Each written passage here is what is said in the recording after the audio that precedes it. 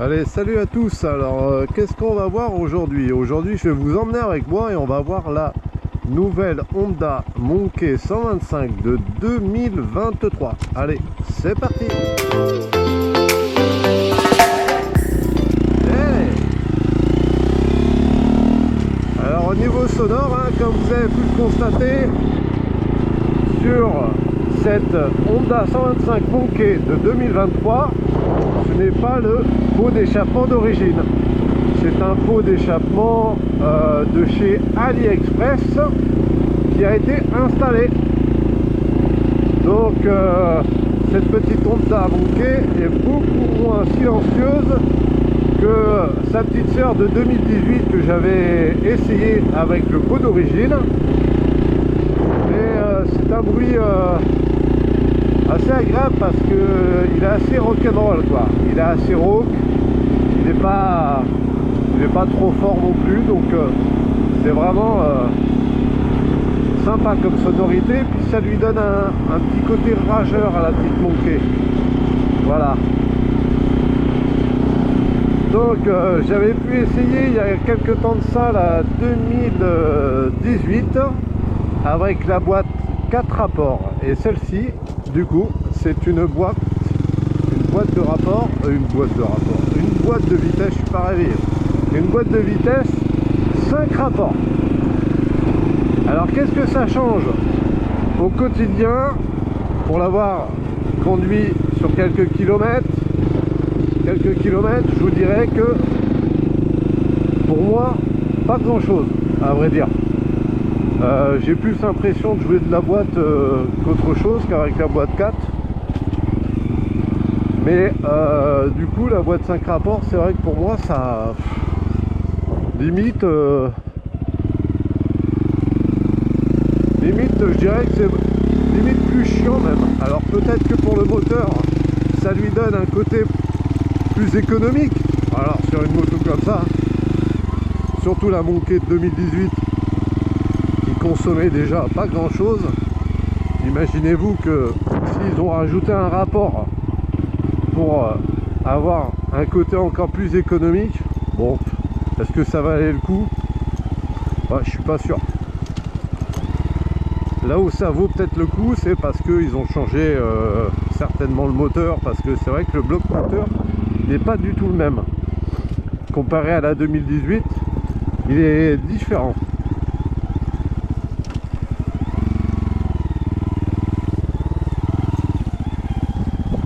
Donc cette boîte 5 rapports, franchement, ça doit être juste un côté mécanique, parce que s'ils ont voulu gagner quelques centilitres avec cette nouvelle boîte, bon, pourquoi pas, mais bon, rajouter un rapport en plus, ouais.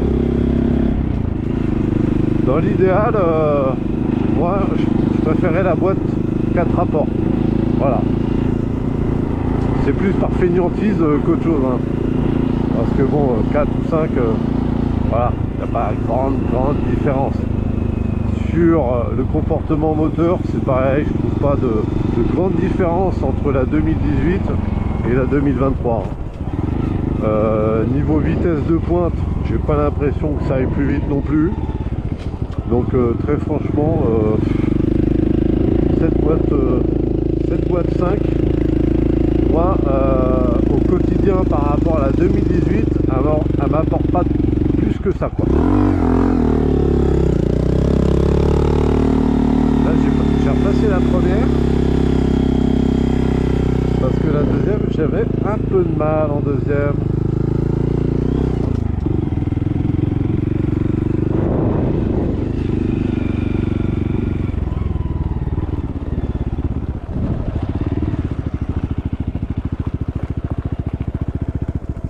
Alors, on va voir ce que ça donne cette petite Monkey de 2023. Alors ça change pas grand chose avec la Monkey de 2018, à part, je vous dis, le bloc moteur qui est vraiment différent.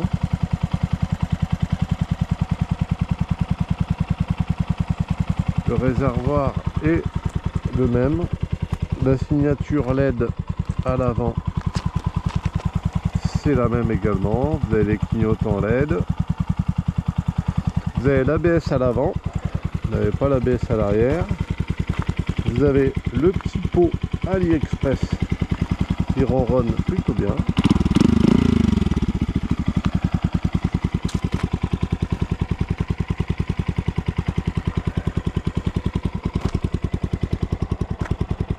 Alors je me suis dit qu'entre la 2018 et la 2023, ils allaient mettre quelques améliorations. Et ben je me suis trompé parce que les seules améliorations qu'ils ont mis, je pense que c'est le nouveau bloc moteur. Je me suis dit ils vont peut-être mettre les warnings, même pas de warning. Ça c'est dommage. Ils auraient pu nous mettre des petits warnings là-dessus.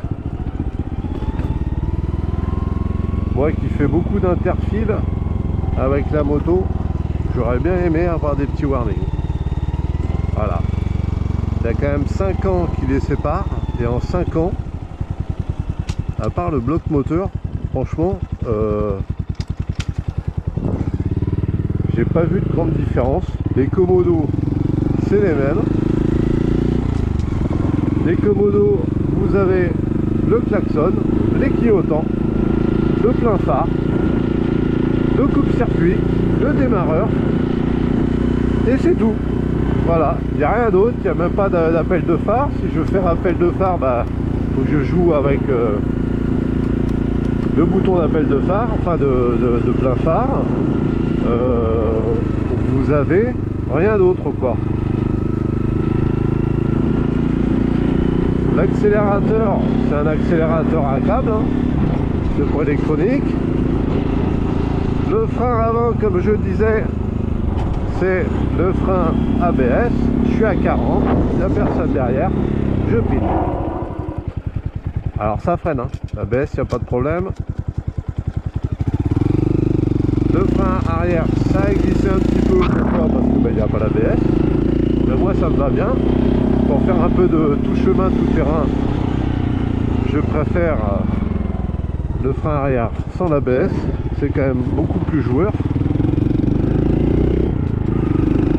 Et c'est vrai que pour revenir à l'évolution de la moto, en 5 ans, bah, ils n'ont pas fait grand chose de. Enfin, elle a pas vraiment évolué cette moto quoi. Le réservoir, j'ai l'impression que c'est le même. Le fauteuil, toujours canapé cuir avec son confort excellent, c'est toujours le même. Il y a peut-être si la déco qui a changé. La déco était un peu différente, mais moi j'ai préféré remettre l'autre selle un peu plus discrète. L'autre, celle qu'il y avait d'origine sur celle-là, c'était une selle un peu écossaise. Je vous la montrerai, je mettrai ça en photo. Voilà. Sinon, à part ça, c'est vrai que j'ai pas vu de grande différence. Le compteur, c'est exactement le même.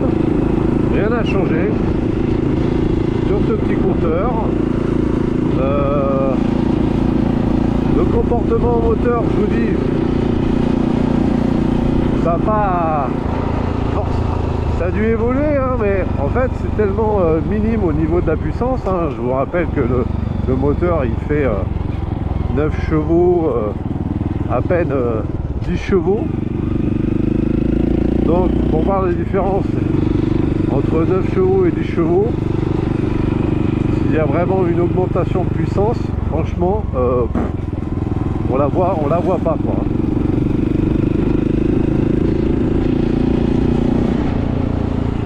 Faire un petit test 0 à 100. Il y a la voiture derrière. Est-ce que j'ai le temps? On va partir de là.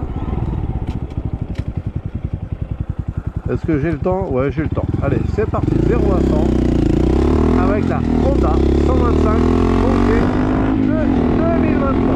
C'est parti. 3e 60, 4e 70, 5e.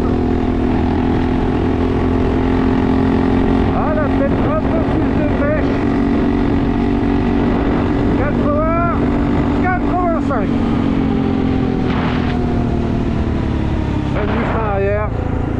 freine très très bien du frein arrière, pas de souci à ce niveau là.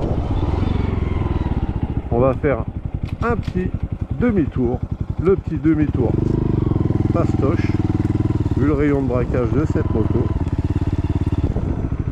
Parfait, rayon de braquage super.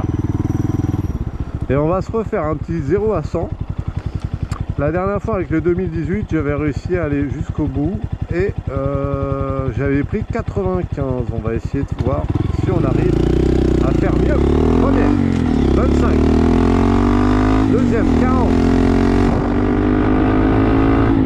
63e. Oh, ce son est terrible. 84e, 5e, c'est parti, 85, 90. Oh, on n'ira pas plus vite, hein. 95, ouais. 95, ouais, on n'ira pas plus vite, hein.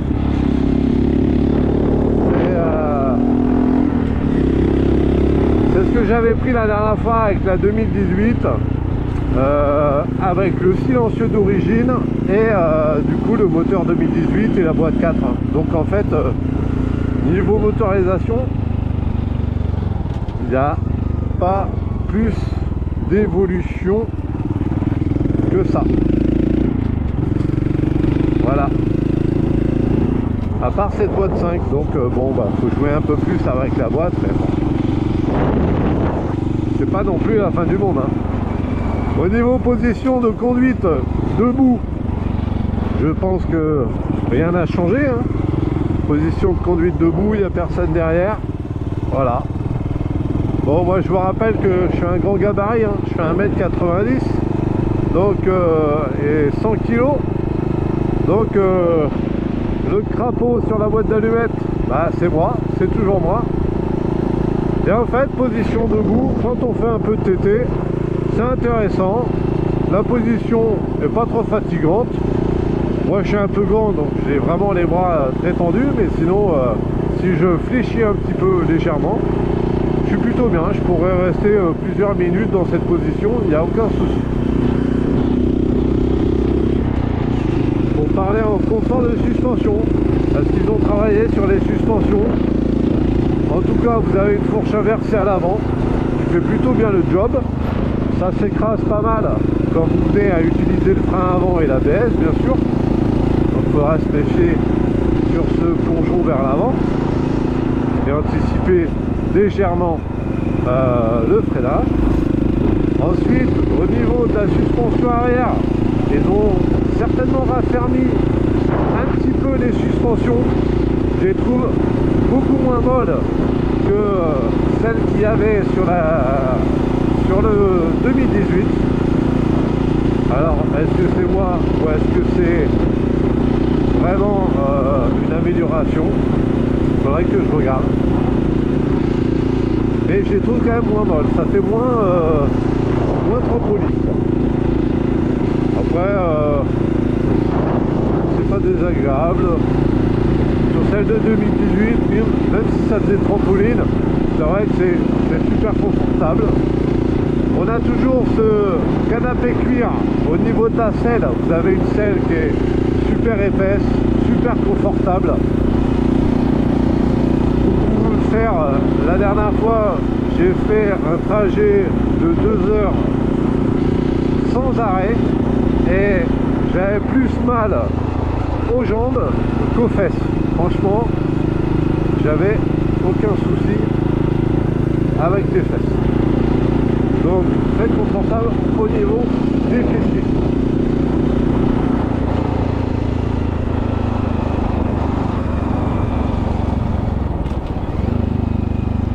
On va faire demi-tour ici. Tac. S'il n'y a personne, on va aller plus loin. On va tester tout doucement les suspensions.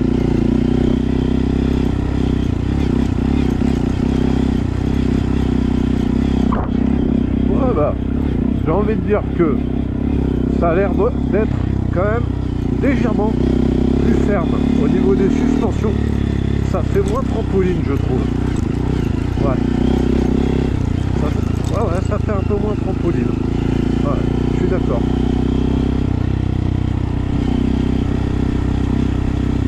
Ça fait moins trampoline. Voilà ce que ça donne. Donc au niveau rangement, rien ne change, hein. Il n'y a toujours pas de rangement. Vous avez en dessous là, vous avez une petite boîte à outils. Vous pouvez peut-être mettre, en pliant correctement, vous pouvez peut-être mettre un gilet jaune, et encore. Là vous avez l'antivol, un petit antivol là pour pouvoir mettre le casque. C'est plutôt pas mal, bon c'est gadget mais c'est pas mal, vous pouvez attacher votre casque à la moto. Voilà. Et puis sinon, il n'y a pas grand chose, hein. Petite signature LED, hein, comme je disais, la nuit ça éclaire bien, mais si vous commencez à rouler trop vite, l'éclairage ne suit pas. C'est à dire que quand vous êtes en plein phare, si vous roulez à 60, 50, 60, ça va. Dès que vous roulez un peu plus vite, je trouve que la distance d'éclairage n'est pas assez puissante. Mais bon,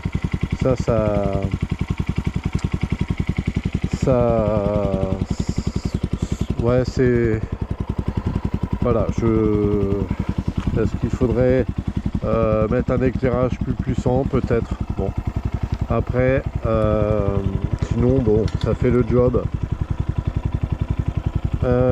J'ai mis toujours petit autocollant sur le plein phare, hein, parce que le problème c'est que ce plein phare il éclaire vraiment beaucoup, et donc du coup la nuit c'est pas agréable d'avoir cette lumière bleue là sur le tableau de bord, donc j'ai viré ce petit truc.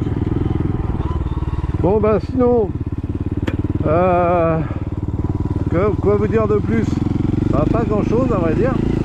Pourquoi? Parce que la petite 125 Monkey est toujours aussi joueuse. Moi je l'adore. Voilà, ça c'est ça. Voilà pourquoi il faut pas de frein arrière avec ABS quand on fait un peu de TT. Faut que ça soit fun, glissant. Faut pas que l'ABS. Voilà, c'est super. J'adore. J'adore cette bécane. Avec ce petit échappement là, AliExpress, ça lui donne une petite sonorité rock'n'roll, j'adore.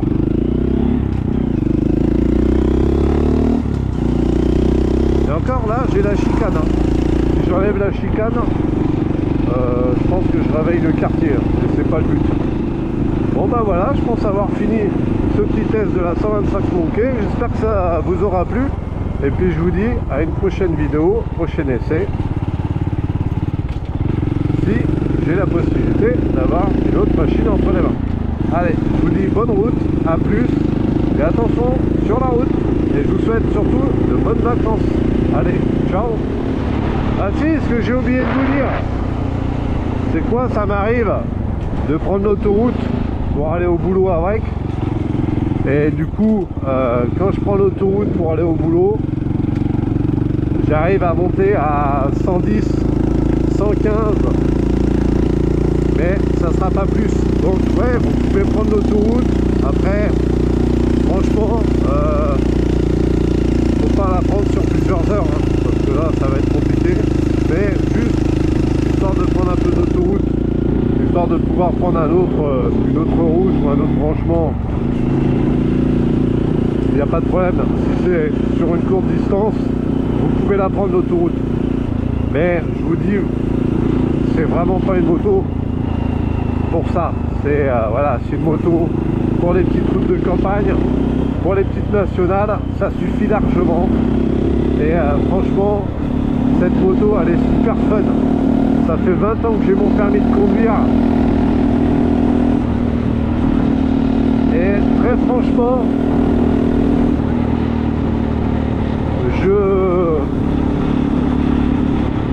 j'ai plus de sensations avec celle-là qu'avec certains gros cubes, où celle-ci je la trouve fun. Celle-ci ça ressemble à un karting en fait, c'est un karting mais moto quoi.